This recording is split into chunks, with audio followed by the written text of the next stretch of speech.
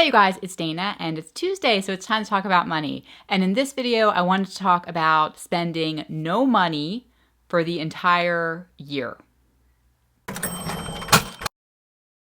Okay, so before you think I'm totally off the deep end, every single January for a couple years now, I do a video talking about doing a no spend January, which is basically a challenge for the month where you and your family commit to not spending any extra money for a month, meaning you can't just go out and impulse shop. I don't recommend that anyway, but you just spend money on your basic necessities. So for example, you still pay your mortgage or your rent, you're still going to buy food, you're still going to pay your light bill, water bill, all that stuff, but you just don't spend any money outside of that.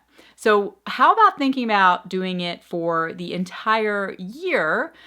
This is the perfect time to think about it because it's the new year's upon us. And so it's a good idea anyway to look back at the prior year and see what you spent money on. Hopefully you've been budgeting this past year, so you can look back at each of your months and see how much you spent on clothes, entertainment, restaurants, kids' activities for yourself, maybe your gym membership. You can look at everything and sort of evaluate where you spent money and whether or not you're going to be, and then ask yourself, are you going to be spending that same money in this next year? So if your child was in ballet lessons last year in the spring, are you going to be doing spring ballet lessons again this coming year? And if you are, then it's a great idea to plan for it so that you have that money set aside. You can budget for it where you have a separate savings account, checking account for the money for that particular item, or you just know it's allocated. However you do it, you know that that money is allocated for that activity, in your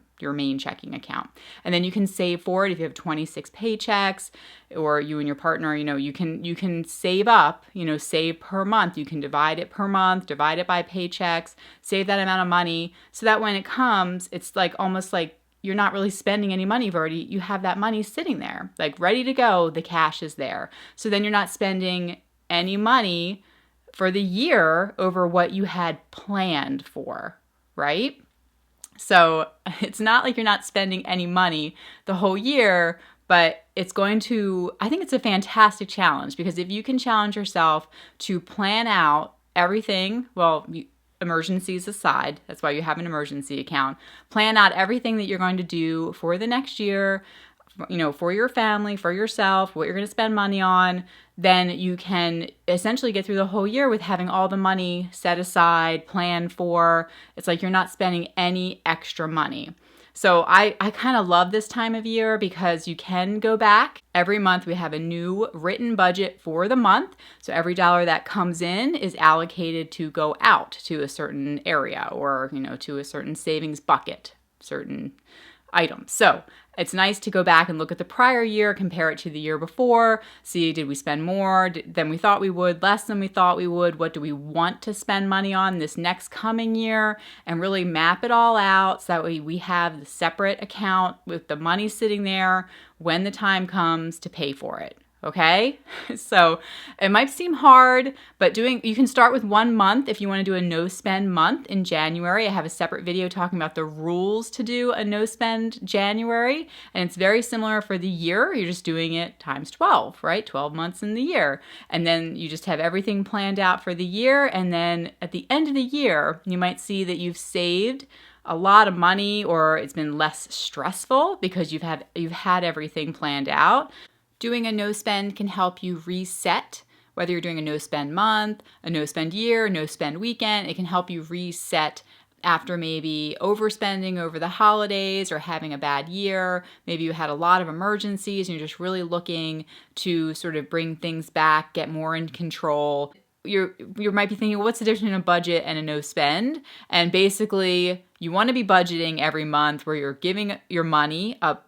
You're planning it out. You're telling your money what to do before the month begins. But no spend is really you're challenging yourself to cut out those non-essentials or those items that don't have value to you. So certain things like with kids' activities for us, we don't do travel, sports. We'd only do the sports or activities that we find value in. So you have to think about that really think about that. Is this where do you think your child's going to go with this if they're doing a sport? Is it likely they're going to be big league with it, or is it just fun? Is it just something you're doing for fun? And are they really having fun doing it? That's something to ask yourself and them. Maybe it is something that can be cut out to help simplify your life, simplify your schedule. And we have done that. We've had some things in and then we've taken it out because we thought that's just too much. It's not good for our family. What really is the end goal with this? So it's good to look at that with all things. And so doing a no spend is great. Like, are you eating out too often? Is that good? Is that good or bad for your health? Maybe you don't want to be doing that. Maybe you're spending time with people, spending money doing things that you really don't want to because it's not good for you. Maybe those people are bad influences on you and your family and your life. So the new year is the perfect time to think about all those things and then to sort of plan forward into the next year. And challenging yourself makes you a stronger person, I believe, because if you can get through those challenges, gives you confidence, and then it carries forward in all parts of your life. And so I think it's important to continue to challenge ourselves. So think about doing a no-spend January and then perhaps even doing a no-spend year, okay?